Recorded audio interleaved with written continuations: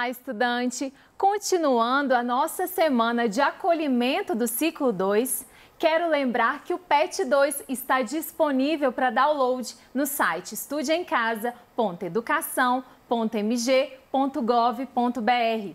Quem está conosco é a professora Mônica Couto, da área de Ciências Humanas. E nessa aula vamos retomar o tema Povo Brasileiro, para que os alunos possam resolver os exercícios. Não é isso, professora Mônica?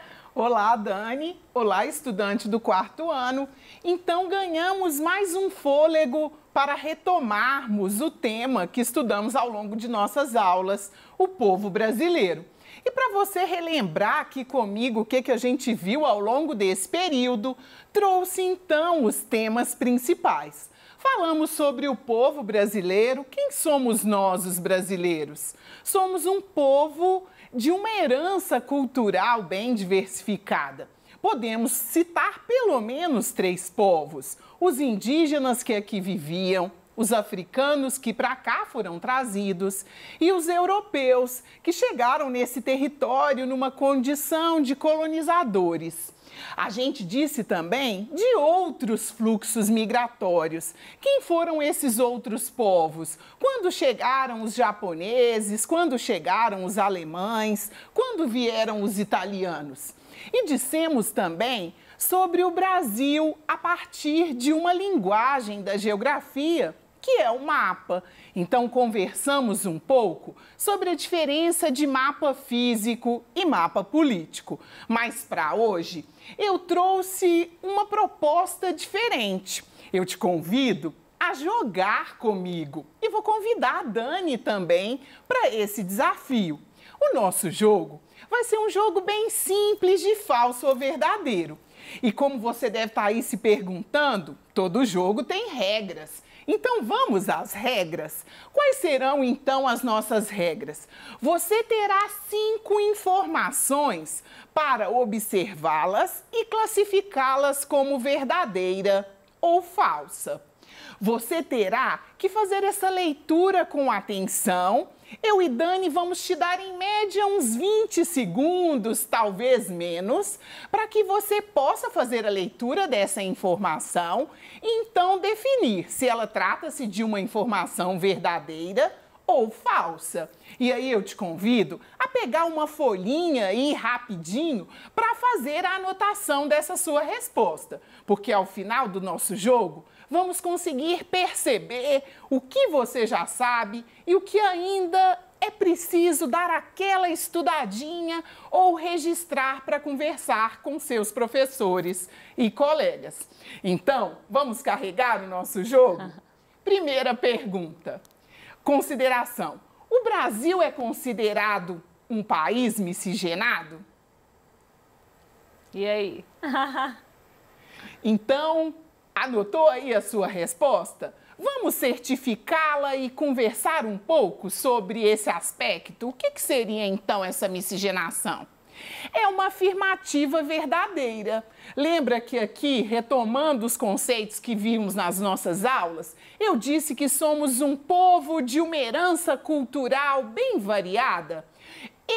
Essa variação a gente costuma chamar de miscigenação, ou seja, viemos de uma mistura de 3 principais etnias. E quando eu te falo de etnia, eu estou dizendo mais do que características físicas. Nós estamos considerando as características culturais, o modo de vida e todos esses hábitos, tradições e costumes que herdamos desses povos. Então, nossa primeira afirmativa verdadeira: somos um país miscigenado.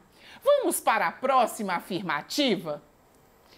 Os indígenas são considerados povos originários, pois já viviam nas terras que seria chamada de Brasil. Então, uma afirmativa verdadeira ou falsa? Vai aí o tempinho para você fazer o seu registro. O que será que são povos originários? Origem, né? O termo originário. Vamos então conferir a resposta? temos uma resposta verdadeira. Por que podemos chamar os povos indígenas de povos originários? Vale aqui uma retomada breve da história do Brasil. Ou seja, quando do descobrimento, que alguns historiadores já ousam chamar de achamento, entre aspas. Ou seja, o nosso território, que viria a ser chamado de Brasil e ter essa característica que temos hoje de fronteiras e limites, ele já possuía em seu território várias etnias indígenas, várias comunidades indígenas. Então, podemos dizer, sim, que os povos indígenas são originários. E originários não só do Brasil, mas de outros países da América Latina que também possuíam povos, comunidades indígenas que ali já viviam há muitos e muitos anos. E desse povo temos grandes traços culturais. Temos um vocabulário rico, oriundo aí dos povos indígenas. Temos a tradição de tomarmos banho todos os dias, uma herança importante da cultura indígena, sem contar o conhecimento das plantas medicinais, o conhecimento dos alimentos, que muitos deles ainda fazem parte da alimentação da grande maioria da população mundial. Vamos então para a nossa terceira afirmativa? A afirmativa diz o seguinte, olha aí, Dani, o que você pensa? Os espanhóis foram os povos europeus que mais influenciaram a formação do povo brasileiro. A nossa afirmativa, então, está associando a nossa herança cultural, principalmente aos espanhóis. Olha aí a carinha da Dani. Um tempinho aí para você registrar. Vamos, então, conferir a nossa resposta? Ah, é uma resposta falsa. Por quê? Embora na história do Brasil a gente tenha tido a influência dos espanhóis, inclusive teve até alguns conflitos entre Portugal e Espanha, com medo da Espanha ficar com alguns territórios, principalmente da região Nordeste, as primeiras capitanias, quem de fato colonizou, enfim, né, chegou, achou, encontrou o Brasil, influenciou tanto a nossa cultura e trouxe muito dessa dinâmica que temos também, não foram os espanhóis, mas sim os portugueses. E aí a gente pode, né, Dani, dizer da principal característica que temos dessa herança, a nossa língua. Sim, a gente sabe que os povos indígenas tinham diferentes línguas e ainda as preservam, mas foram os portugueses os nossos colonizadores e uma marca forte na nossa cultura é a língua portuguesa. Não podemos esquecer também das questões religiosas, né? Somos um país de grande maioria ainda católica. E isso referência, então, aos portugueses, né? Ao grupo que nos colonizou. Então, te desafio a irmos para a quarta afirmativa. Os povos africanos tiveram um papel fundamental na formação do povo e da cultura brasileira. Tempo, então, para você pensar se essa afirmativa é uma afirmativa verdadeira ou é uma afirmativa falsa. E aí, Dani, pensando a miscigenação, você acredita? Verdadeiro, com certeza. Isso, então vamos pensar por que esse povo, né, que nos deu grandes características e não só físicas, né, como étnicas, porque aí se a gente olha a nossa diversidade cultural, ela se apresenta tanto na estrutura física de muitas pessoas, mas também nas características étnicas. Então, os africanos que foram trazidos para o Brasil são povos que, em grande medida, contribuíram para a nossa cultura e para o nosso modo de ser e de viver. E aí, eu te convido a relembrar um pouco de que contribuições são essas que estamos falando, né? Se você se lembrar da nossa aula, a gente falou do vocabulário, né? Olha, algumas palavrinhas muito bacanas que a gente faz uso, quem não gosta de um cafuné? É uma palavra, por exemplo, que herdamos dos povos africanos.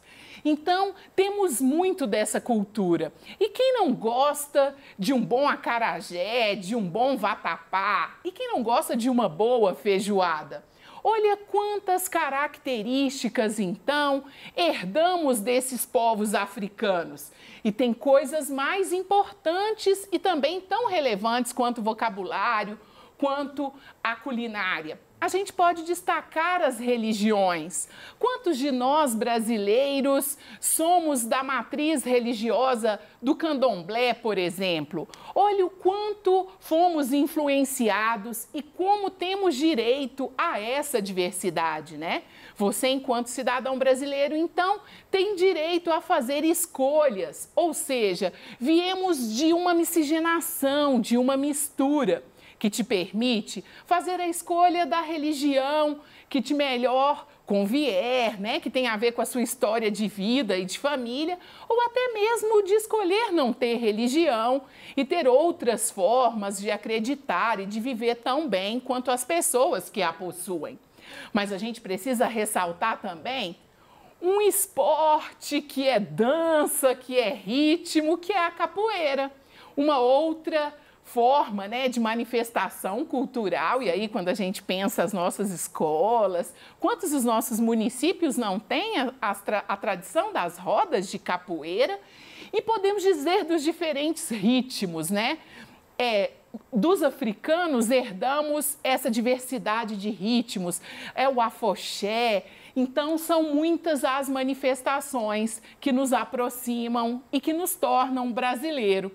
Esse povo com esse jeito tão alegre e tão ritmado de viver. Então, vamos lá para mais uma pergunta? Dani, essa pergunta agora, embora ela trate do Brasil, ela é uma pergunta que trata de uma linguagem da geografia, que é a cartografia. Então, aqui vai a afirmativa. O mapa do Brasil observado, esse que você vê aí na sua TV, na tela da sua TV, ele pode ser classificado como um mapa físico? Você vai perceber que eu tirei o título do mapa, né, que a gente aprendeu lá na aula que o título era alguma coisa muito importante, mas eu deixei um elemento que te ajuda a dizer se ele é físico ou não, que é a legenda. Então, dá uma olhada aí nessas cores, tá dizendo lá na legenda que a gente tem representado aí as altitudes. Lembrando que a altitude, ela é medida a partir do nível do mar. Então, o nível do mar seria o nosso zero, né? O nosso marcador zero. Então, a partir do nível do mar, quando eu falo 200 metros, eu estou dizendo, está 200 metros acima do nível do mar. Quer pensar Belo Horizonte? Belo Horizonte está a 750 metros acima do nível do mar. Então, se a gente pega lá o Oceano Atlântico, vão pensar uma praia no Espírito Santo, no Rio de Janeiro, se a gente considera aquilo zero da nossa régua, Belo Horizonte está a 750 metros. Então, a gente já deu uma discutida um pouco sobre esse mapa. E aí, já dá para responder se ele é um mapa físico ou não? Certeza. Isso, verdadeiro. Então, verdadeiro. A Dani matou a charada. E o que são os mapas físicos, então? Os mapas físicos são aqueles mapas que são elaborados para representar características da natureza. Essas características da natureza, elas podem ser as formações vegetais. E aí, se a gente estivesse representando as formações vegetais, a gente ia ver a floresta amazônica, a gente ia ver a caatinga, o cerrado, a Mata Atlântica. Pode também servir para representar as características geológicas, ou seja, o que tem abaixo desse relevo? Quais são as estruturas rochosas que tem abaixo do nosso território? Ele podia também ser um mapa hidrológico. Ele poderia ser um mapa onde a gente conseguisse observar as nossas bacias hidrográficas. E aí saltaria aos nossos olhos a bacia amazônica, saltaria a bacia do Rio São Francisco. Então, seríamos capazes de observar as características naturais. No caso do nosso mapa, ele é um mapa de uma característica natural, que é as formas de relevo. Quer ver? Vamos voltar um pouquinho no mapa? E aí, só para você se recordar, lembra que as tonalidades na cor verde, elas representam as áreas mais planas. E aí, quando a gente vai ganhando intensidade nas cores, que vai do amarelo até um alaranjado mais escuro, a gente está dizendo de áreas mais elevadas. Então, vamos dizer de planaltos, de chapadas, até chegarmos em serras. Porque se você se lembra, eu disse naquela aula que no Brasil não temos montanhas. Então, quando a gente diz, as montanhas de Minas, para a geografia e pelo conceito de montanha, não é uma resposta correta, né? Então, somos um país formado por serras. Em Minas, quando a gente olha aquela paisagem de morros arredondados, a gente chama aquela paisagem de mares de morros. E aí, a gente está chegando ao final do nosso jogo. Vamos retomar aí as suas anotações para que você reflita e pense quantas alternativas você conseguiu acertar, o que mais é preciso estudar, onde é mais que a gente pode aprofundar e que perguntas que você vai querer nos enviar para a gente conversar no próximo Tira Dúvidas. Então, a primeira pergunta dizia: o Brasil é um país considerado miscigenado?